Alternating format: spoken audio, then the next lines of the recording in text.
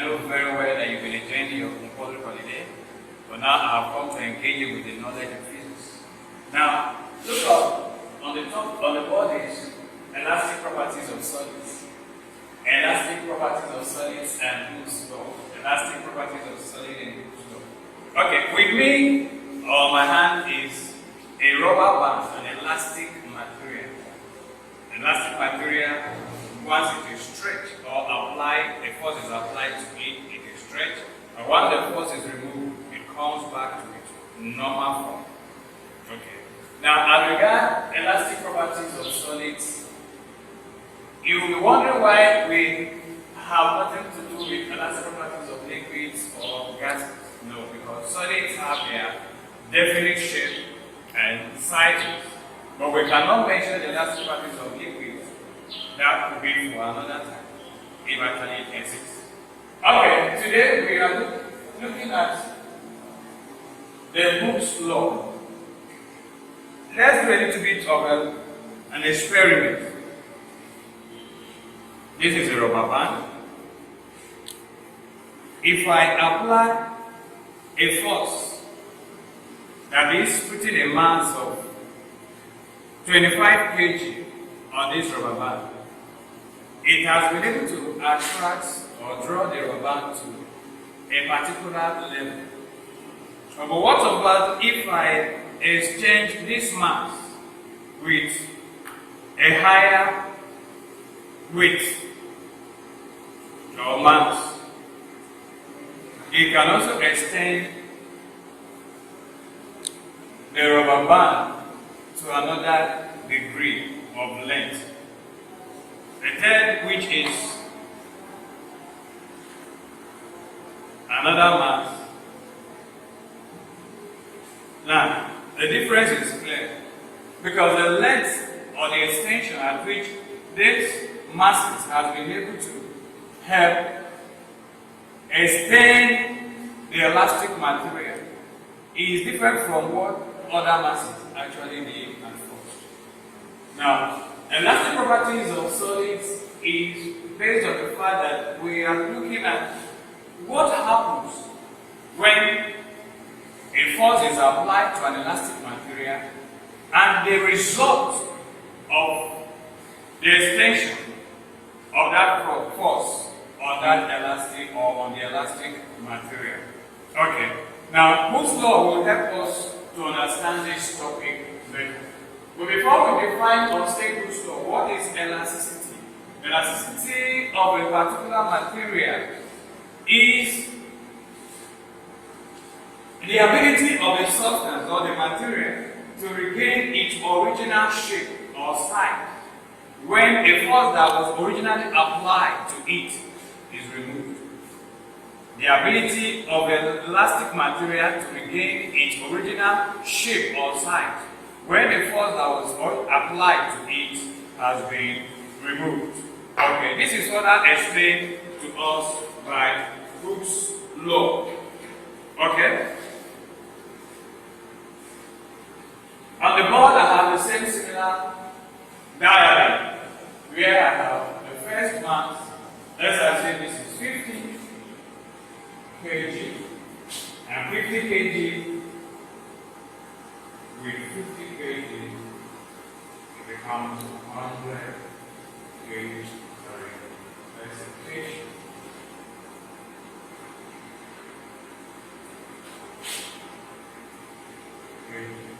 And this is 50 kg.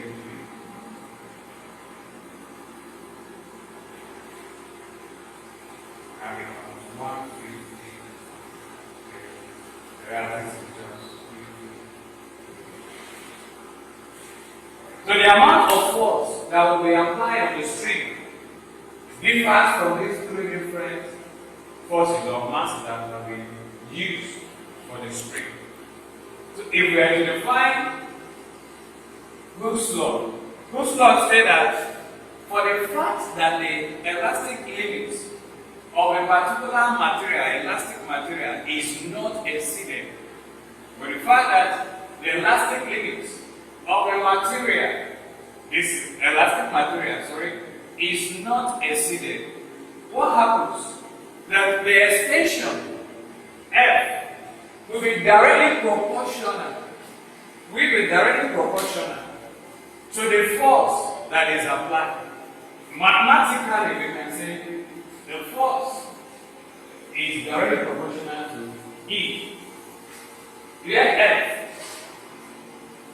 is the force and E is the extension. Don't forget, you want to understand what does it mean when we have 50 kg, that for the fact that F equals ma. In other words, the mass, so you have force F will likely to be W, which is directly equal to the weight of those masses that have been attached to the spring. F is directly proportional to E, where F is force and E is extension of the elastic material. So according to Hooke's law, the force that is applied to the string produces an extension. If we remove the sign of proportionality, according to Hooke's law,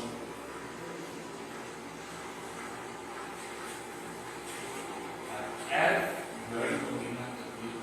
Take away the sign of we introduce a constant at F equals KE. And then we can say therefore making K the subject formula. You have that K equals F over.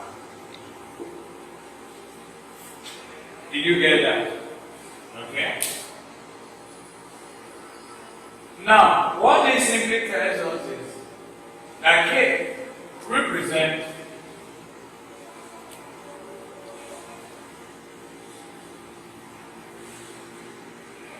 the elastic constant or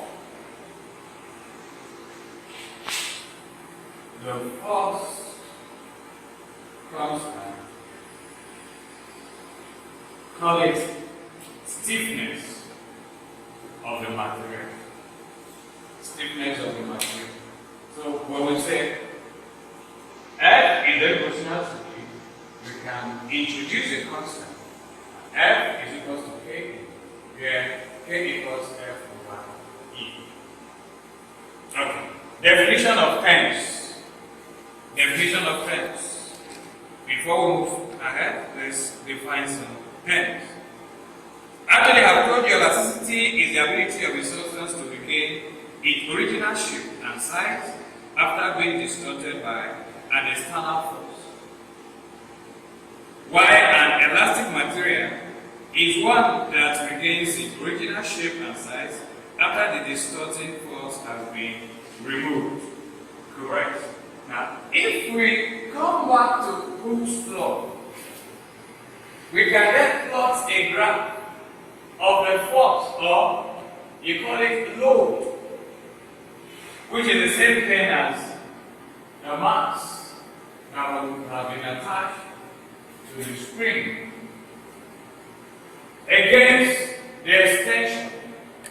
If we do that, we will have a graph of this sort, a straight line graph.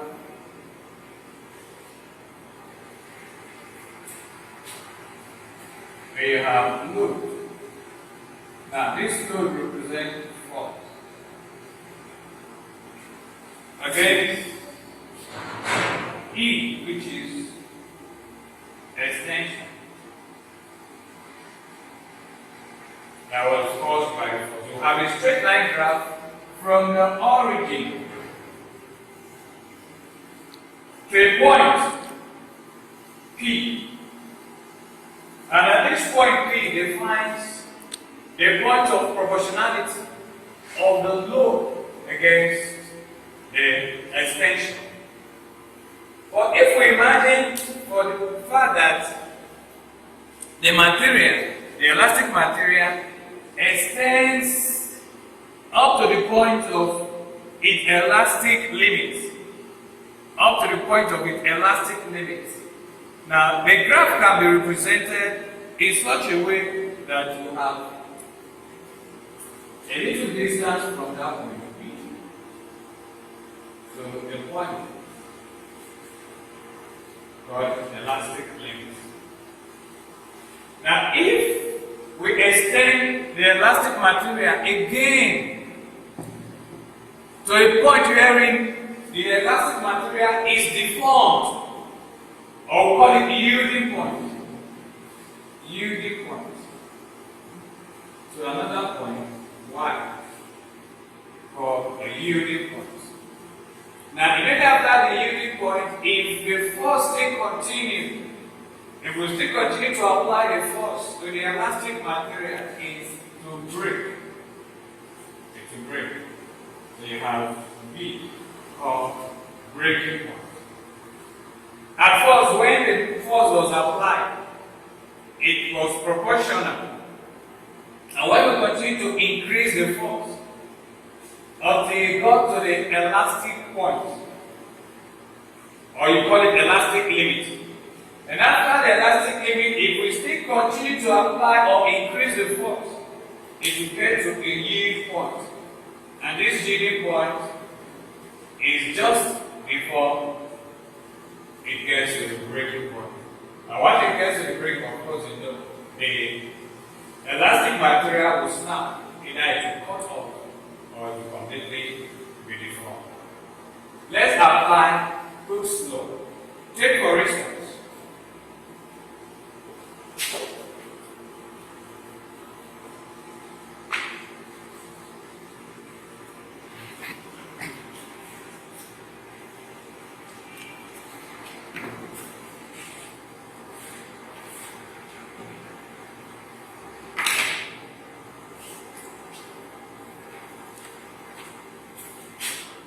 example. A force of 0.8 Newton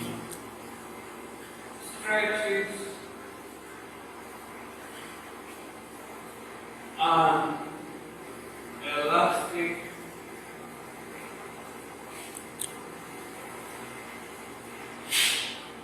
screen by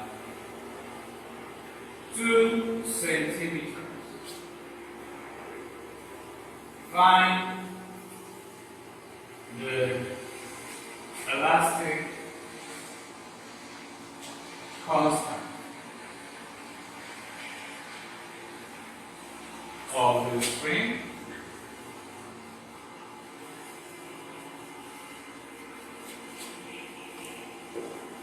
Okay, that is the first exercise in applying Hooke's law. A force of 0.8 Newton stretches an elastic spring by 2 centimeters. Find the elastic constant of the spring. Find the elastic constant of the spring. Solution.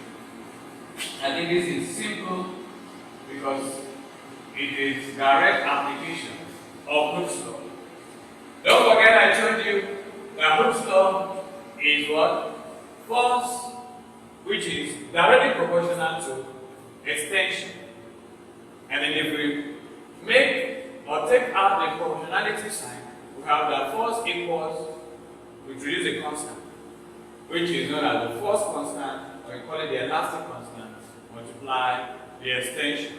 So invoking that formula, F equals KE. We'll be given in the question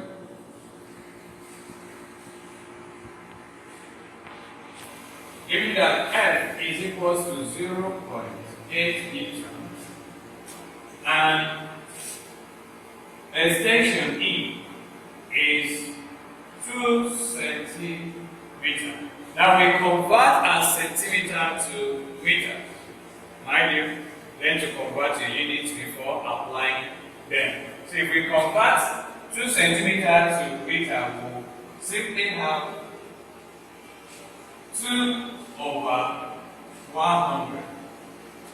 And if you divide 2 by 100, it will give you 0.02 meters. From there we can say that making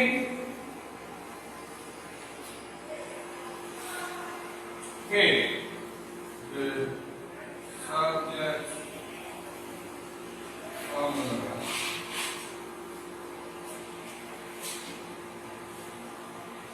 we have K equals F over E. And that simply means F is what?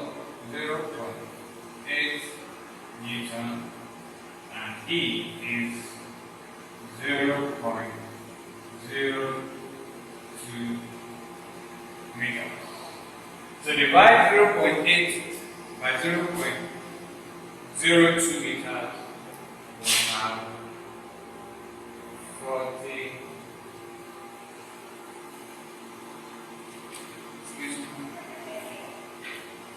newtons per meter.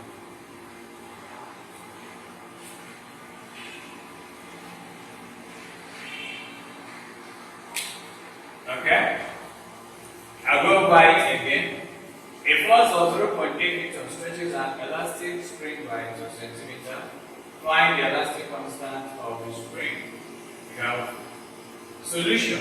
We know that force is equals KE, and we're giving our force to be 0.8 newtons, and extension to be 2 centimeter. We converted it to meter, which is 0.02. And making K the self formula from this equation, we have K is equal to F over E, which is same thing as 0.8 newtons over 0.02 meters. We have our answer to be 40 newtons per meter. Let's take another example.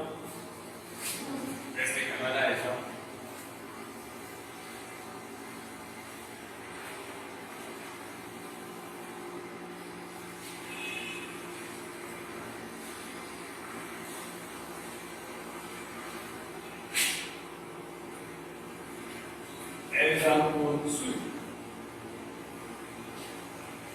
A force of 2 newtons stretches an elastic material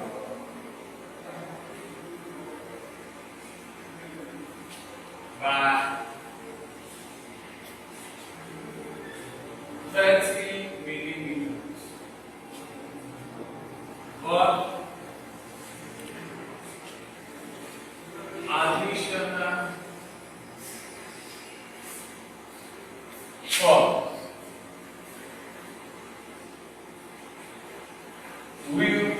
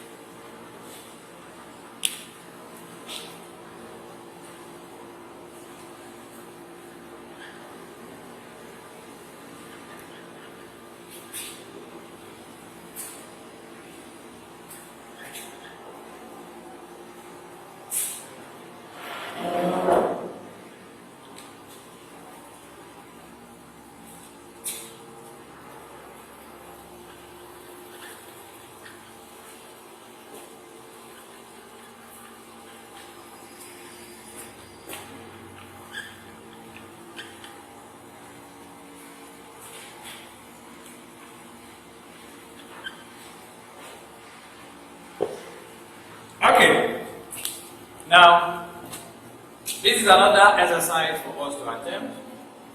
A force of 2 Newton stretches an elastic material by 30 millimeters.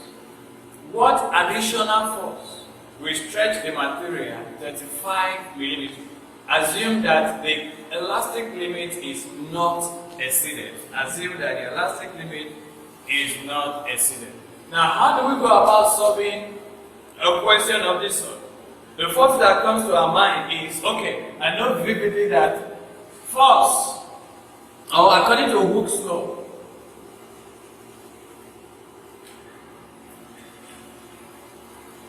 F equals KE. But in the question we're given that F is 2 Newton and extension E is 30 millimeters. Mind you, I've always told you to convert every value for extension to meters.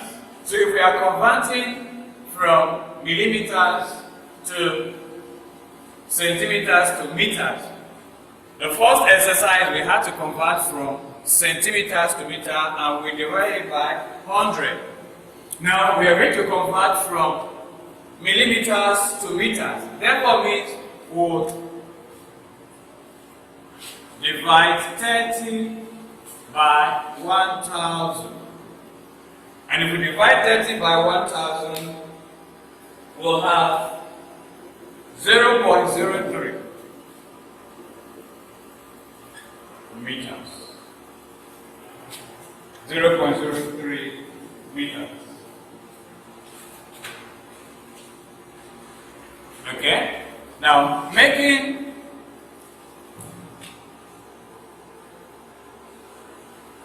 K the subject formula. Come on? Because it was not given in the question. We have to find K first. K equals F over E. Our F is given to be 2 newtons, whereas our extension in meters is 0.03 meters. So if you punch your calculator, you have 2 over 0.03. Making K the subject formula, we have that K is equal to F over E, which is 2 newtons over 0.03 meters. And then if you point your calculator, you have 66.67 newtons per meter. Now, in solving this question, we have what additional force will stretch the material 35 millimeters, assuming that the elastic limit is not exceeded. Good. From what we have done so far, we're able to find K to be 66.67 newtons per meter. Extension, the new extension given in the question when additional force was applied is 35 millimeters. Now converting 35 millimeters to meters, we have 35 over 1000, and that will be 0.035 meters. But we have not been given the new force that was actually added to the previous force to have this extension. So in finding this new force, we go back to Hooke's law, which says that F is equals to KE. F equals KE. Now, F equals KE, we have 66.67, which is our constant K, multiplied by the new extension in meters, which is 0.035.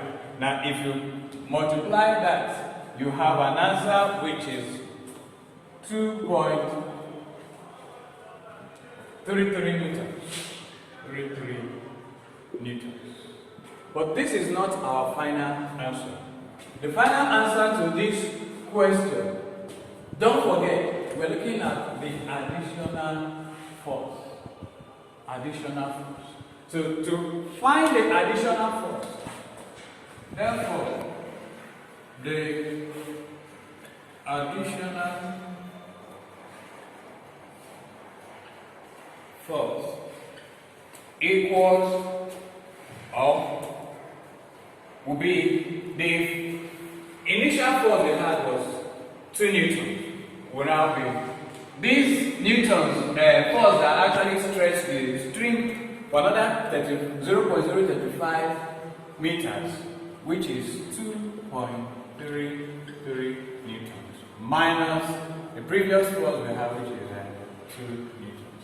At the end of the day, additional force will be, if you take out 2 from 2.33, you have 0.33 newtons. Is that okay? If you have any question, you send it to the site. Okay.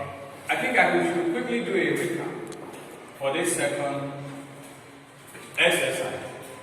A force of 2 newtons stretches an elastic material by 30 millimeters.